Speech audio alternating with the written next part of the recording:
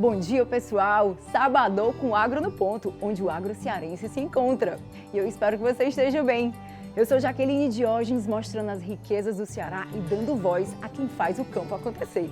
E no programa de hoje nós fomos até Madalena, município aqui no estado do Ceará que está se destacando na implementação de projetos que impulsionam o agro da região. E tem mais, vamos falar do panorama do cajueiro anão precoce, essa cultura que impactou o Ceará e ainda tem dado muitos frutos, uma análise feita pela Embrapa.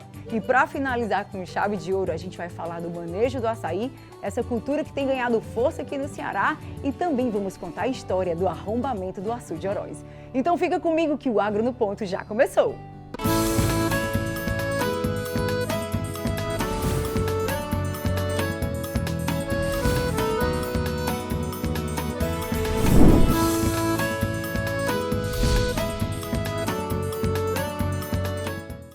E o município de Madalena, do Sertão Central Cearense, tem mostrado que com boa vontade e engajamento, o agro floresce.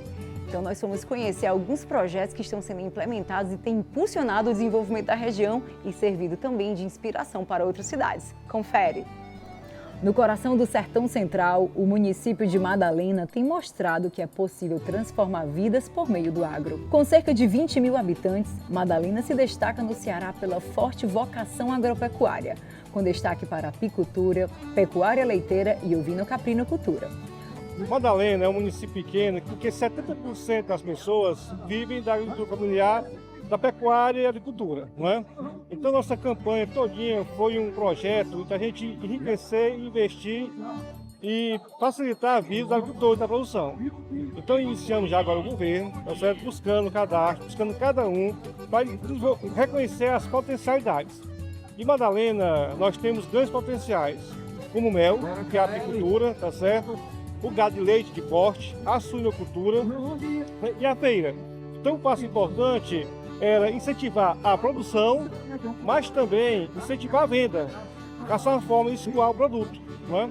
Então, nós temos buscado dar formação, curso, incentivar, colocar máquina no campo, investimento público na agricultura, principalmente na agricultura familiar. Então, tudo isso é para fortalecer a nossa cultura, nosso principal potencial aqui, que é a agropecuária. Então, é um município pequeno, mas com um potencial produtivo muito grande. E o nosso objetivo, quanto gestor, é desenvolver essa potencialidade, tá bom? É fazer com que cada região produza o máximo que puder. E aumente também o lucro, nosso objetivo é que as pessoas vivam bem produzindo no campo. E esse trabalho em conjunto com a comunidade rural só é possível com diálogo e organização de base.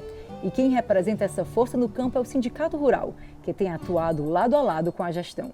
E nós estamos aqui, enquanto Sindicato Rural, como animadores dessa emergência, desse processo emergente que Madalena vivencia, de transformação, né?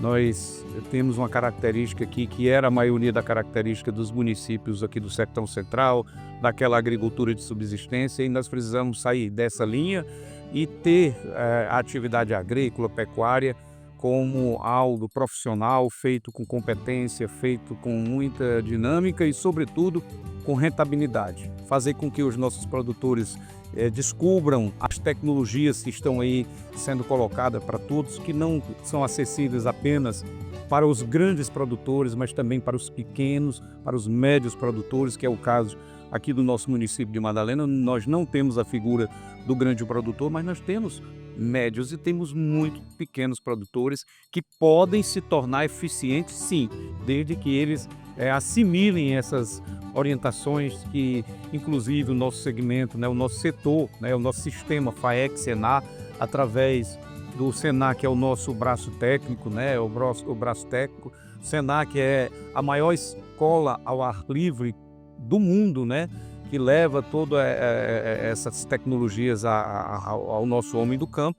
Nós temos feito esse trabalho aqui no município de Madalena, através das parcerias, né? Sistema FAEC, SENAR, o nosso sindicato sendo esse mediador, junto com o poder público municipal, onde também nós encontramos uma boa parceria, no caso aqui do município de Madalena, do prefeito Crispiano. É um professor por formação, mas é um produtor rural por vocação. Isso tem contribuído para o nosso diálogo, tem sido muito importante, né? Nós temos parceiros importantes aqui na região, como o SEBRAE, né, aqui através da regional de Xaramubim, nós temos o IFCE aqui no vizinho município de Boa Viagem, mas a parceria mais importante entre todas, ela deve se dar com o produtor rural, que esse é a razão de ser da nossa existência, a razão de ser do Sindicato Rural, do Sistema FAEC-Senar e também de todos esses entes que eu acabei de falar aqui, é prestar um bom serviço ao produtor rural. E um dos projetos que mais tem feito a diferença é a implementação de viveiros para mudas nativas, que além de contribuir com a recuperação ambiental, tem como foco estimular a apicultura, atraindo abelhas e fortalecendo a cadeia do mel. E agora a ideia deste viveiro é que nós possamos entregar de volta à natureza aquilo que era dela. Ou seja, produzindo mudas de todos os ipês, o amarelo, o branco, o roxo, o rosa, e entregar à população que pretende nos ajudar e abraçar esse projeto. A gente não vai vender, nós vamos entregar e nós também vamos acompanhar para saber o resultado do crescimento dessas plantas. Assim também como o cedro, a barriguda, na nossa região, no município de Madalena, só algumas regiões, como Cacimba Nova, a Serra do Pau d'Arcal, a Serra da Lagoa, que vai ter. Antes tinha aqui na cidade, aqui dentro da cidade, dos bairros, eram cheios de barrigudas, cheios de cedro, cheios de ipês.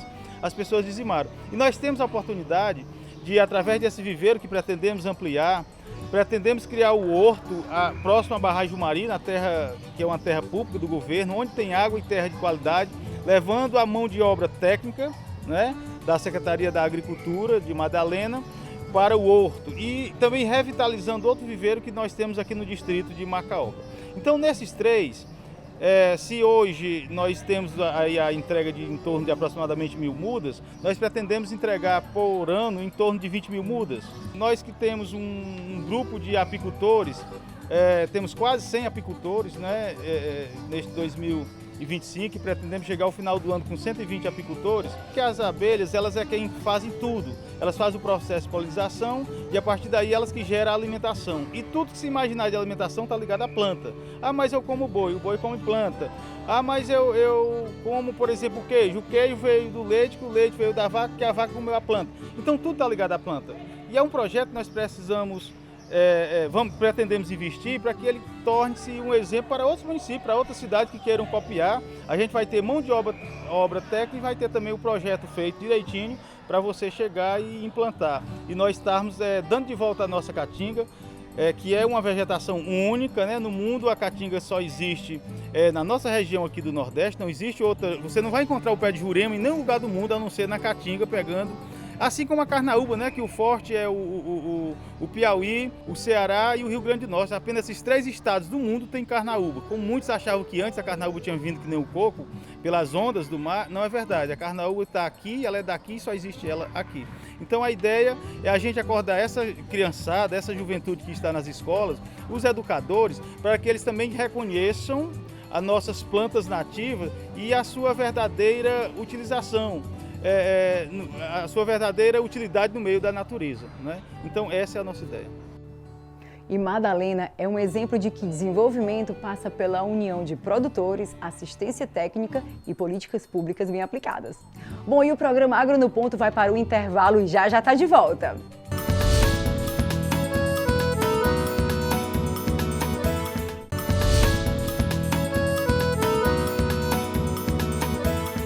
Bom, e há mais de 40 anos, o cajueiro anão precoce era introduzido aqui no Ceará, mudando paisagens e a economia de várias regiões.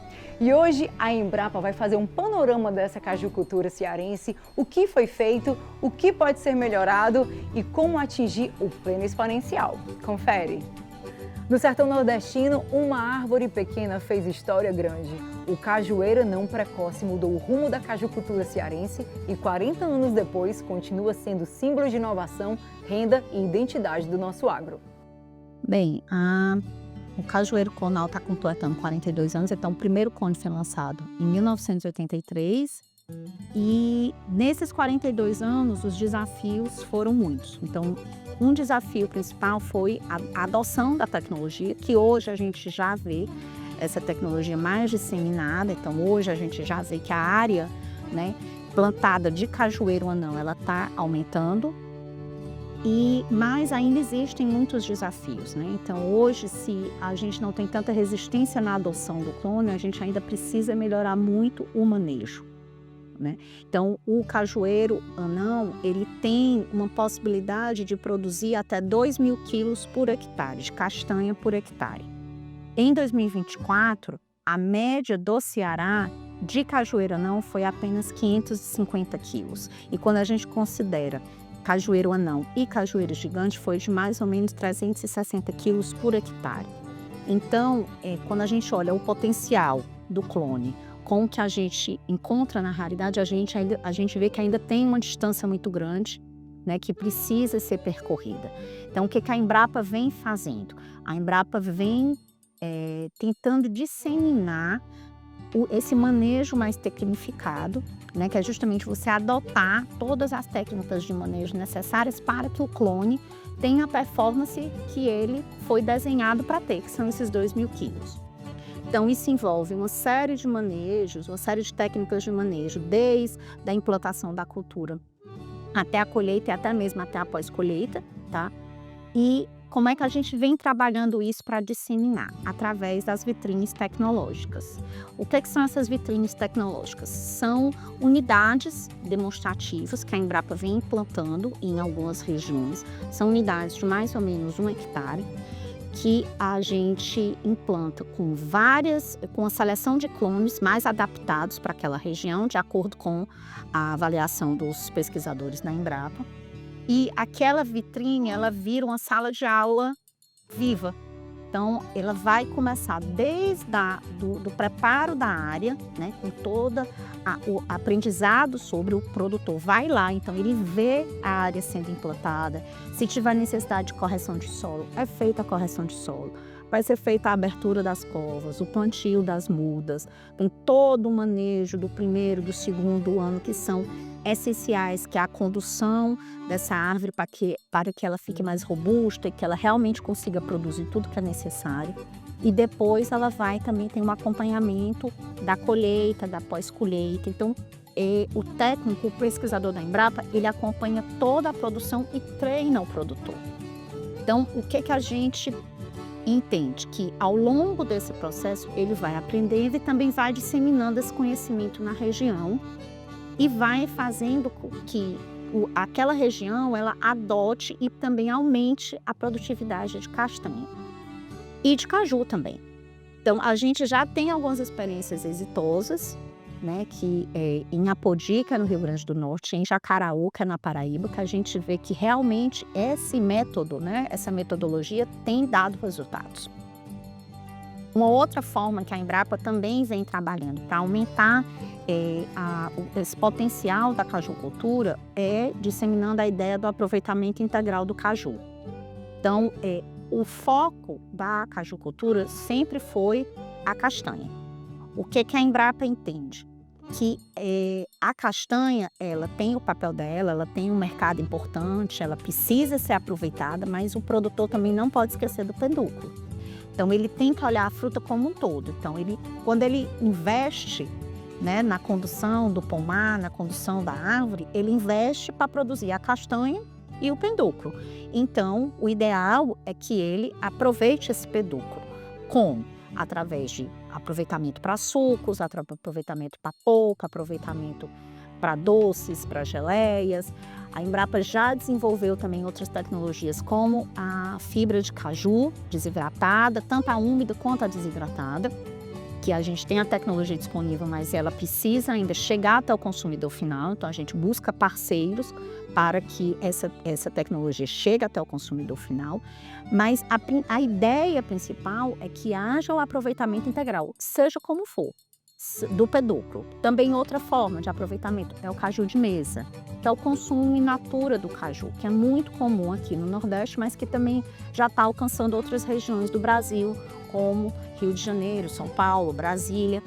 Então, a ideia é entender que o caju ele tem que ser aproveitado na sua totalidade. Então, Se eu tenho caju de mesa, eu aproveito caju de mesa, eu aproveito a castanha, eu aproveito a polpa, eu aproveito o suco, eu aproveito a geleia. E só no final, né, quando não tem mais realmente como aproveitar, é que eu posso transformar aquilo em ração. Então, quanto mais eu gerar renda a partir daquela cultura, melhor vai ser para o produtor, o rendimento do produtor vai aumentar. E a gente não pode esquecer que o cajueiro, no Nordeste, dependendo da região, ela é uma das principais culturas. Então, no último período de seca que a gente enfrentou, agora entre 2012 e 2020, em muitas regiões só tinha cajueiro, né? Então, assim, era a principal fonte de renda de algumas regiões. Então, é uma cultura que está muito ligada ao nordestino. Então, é uma cultura que é muito cara para o nordestino, que é muito querida. Então, que a gente precisa realmente entender o caju como algo que faz parte da nossa cultura. Mas faz parte da cultura, mas a gente também tem que ter um olhar mais moderno, mais tecnificado, que dê um retorno maior para o produtor, para que ela possa aumentar, né, e para que ela possa trazer um melhor retorno. O cajueiro anão precoce foi desenvolvido na década de 80 pela Embrapa Agroindústria Tropical, com o objetivo de melhorar a produtividade da cajucultura. Com ciclo mais curto, copa menor e maior rendimento por hectare, a variedade rapidamente se espalhou pelo Nordeste. Hoje o Ceará é o maior produtor de castanha de caju do Brasil, com mais de 55 mil toneladas por ano, e a cultura gera renda para milhares de famílias no semiárido.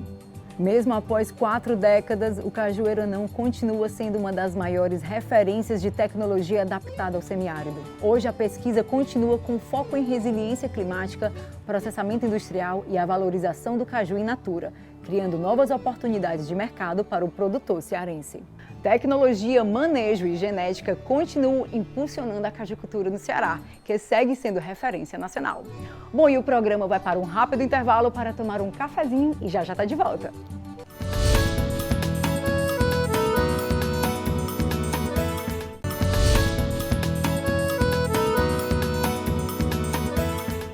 Estamos de volta. E você sabia que tem açaí sendo produzido no Ceará? Pois é, esse fruto que vem do Pará e é sinônimo de saúde e energia, hoje é também sinônimo de oportunidade. Mas você deve estar se perguntando, e como é que produz açaí no Ceará? Bom, confere essa matéria sobre manejo correto. Do sertão ao sopro do litoral, o agro pulsa forte. Hoje o açaí cresce com vigor em Paracuru, trazendo desenvolvimento, sabor e oportunidade para quem acredita na força do campo à beira-mar. O que tornou possível, né, a produção do açaí do Ceará, né, foi a pesquisa da Embrapa. Né? A Embrapa há mais de 20 anos vem pesquisando para tirar o açaí da várzea e trazer para a terra firme, né, e desenvolver uma cultivar que produza bem através da irrigação. Né? Então hoje a gente tem cultivares extremamente adaptadas à terra firme e através de irrigação a gente consegue então produzir o ano todo. Hoje a gente tem um potencial aqui para produzir em torno de 4 a 5 toneladas por hectare mês. Então para o produtor é uma opção altamente viável, né? A gente consegue uma lucratividade em torno de 40%. Tá? Então, e também a gente consegue uma planta que consome muito menos água do que o coqueiro, certo? Então se mostra uma opção extremamente viável. E o manejo do açaí ele começa a partir da preparação do solo para o plantio. Hoje a Embrapa ela recomenda 3 plantas por torceira e cada torceira espaçada uma da outra de 5 metros. Então nós temos 400 torceiras por hectare, sendo 3 plantas por torceira. No total são 1.200 plantas por hectare. E o manejo bem feito a gente vai a cada planta colher um cacho, e cada cacho bem manejado a gente consegue um cacho de 5, 6, 7 quilos por planta. Então a gente tem uma produtividade bem alta aí por hectare, certo? E outra questão bem importante para o açaí é a questão do manejo da irrigação e também da nutrição. O açaí ele é altamente exigente em nitrogênio, cálcio e potássio, né? Então o produtor ele vai precisar fornecer mensalmente, né, uma quantidade de nutriente adequada, né, para o açaí, e dessa forma a gente consegue uma colheita de alta produtividade, certo? Que se inicia a partir de 3 anos e meio. Né? Então a gente consegue, hoje a gente tem plantas mais precoces, mas a média é entre 3 anos e meio a 4 anos começar a colheita. Então, uma outra vantagem que a gente tem é que a nossa produção é muito próximo do centro de industrialização. Então, dessa forma, a gente consegue manter uma qualidade maior. Por quê? Porque do tempo de colheita até a industrialização, a gente tem menos de 24 horas. Então, a gente consegue uma qualidade ainda maior. Ou seja, além do Brix, que a gente consegue com mais horas de sol, a gente consegue uma maior qualidade da polpa por ter um tempo menor entre a colheita e a industrialização. E as culturas alternativas vêm ganhando destaque e cada vez mais força aqui no Ceará. Prosperidade aos produtores. Bom, gente, para finalizar o programa de hoje, nós vamos voltar no tempo e contar a história do arrombamento do açude de Oroz. Um episódio impactante na história do Ceará e que deixou muitas lições. Confere! Entre montes e barragens, o sertão tem sua canção. E a história que hoje contamos ecoa forte no coração. Foi água que rompeu fronteira, lavando medo e emoção. O açude de Oroz virou lenda, memória e superação. Há 65 anos, a região do Médio e Baixo Jaguaribe sofreu uma grande catástrofe hídrica com o arrombamento do açude Oroz que estava em construção. Esse fato causou grande transtorno em todo o Vale do Jaguaribe, desde Oroz até Aracati, porque as águas que estavam acumuladas no açude Oroz foram como um dilúvio após o arrombamento, do referido açude, e invadiram todo o Vale do Jaguaribe, levando tudo que tinha pela frente, inundando campos, destruindo estradas, destruindo eletrificação, plantações, animais, e todas as populações à margem do rio Jaguaribe, nessa região, precisaram ser deslocadas para regiões mais altas para fugir dessas inundações. O açude Oroz, ele arrombou no dia 26 de março de 1960. À meia-noite e 17 minutos, a parede não aguentou mais a pressão da água e arrombou.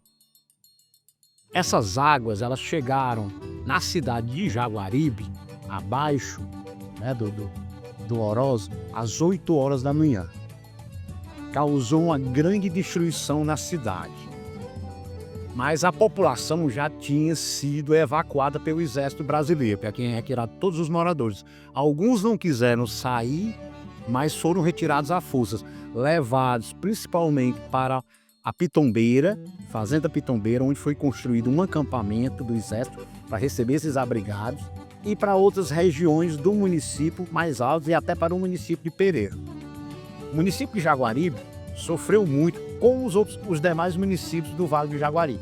Só na cidade de Jaguaribe, 60% de suas construções foram destruídas. Aproximadamente 647 imóveis da cidade de Jaguaribe foram destruídos pelas águas do açude Oroz.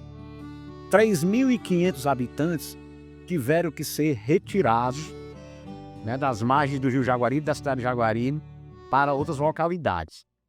Quando as águas baixaram, que se retornou à cidade de Jaguaribe, parecia um cenário de guerra. Só se encontrava muita destruição e entulhos. O prefeito, à época, junto com o vigário da cidade, que comandaram a reconstrução da cidade de Jaguaribe junto com a população. Pediram recursos ao governo do estado. Os recursos que aqui chegaram foram insuficientes, não deu nem para limpar os escombros totalmente da cidade. O prefeito precisou ameaçar renunciar ao seu mandato, o senhor Chico Queiroz, para que o governo pudesse ajudar a reconstrução do município de Jaguaribe. Além da destruição material dos imóveis, destruição de estradas, de pastagens, destruição de animais, porque muitos animais morreram afogados, toda a agricultura do município foi perdida. Na época, Jaguaribe era um grande produtor de oiticica e perdeu essa produção, perdeu a produção de milho, perdeu a produção de arroz, perdeu a produção de feijão, perdeu a produção de algodão. Então foi uma verdadeira catástrofe que associou-se à seca de 1958, que tinha ocorrido 2 anos antes. Então o município estava tentando recuperar a sua economia quando aconteceu o com a Robemedorose, que trouxe todos esses transtornos para todo o Vale do Jaguaribe. Foram afetados em torno de 170 mil pessoas na região do Médio e Baixo Jaguaribe. A história do açude de Oroz vai além da água que passou. É símbolo de um povo que sabe resistir, reconstruir e seguir adiante.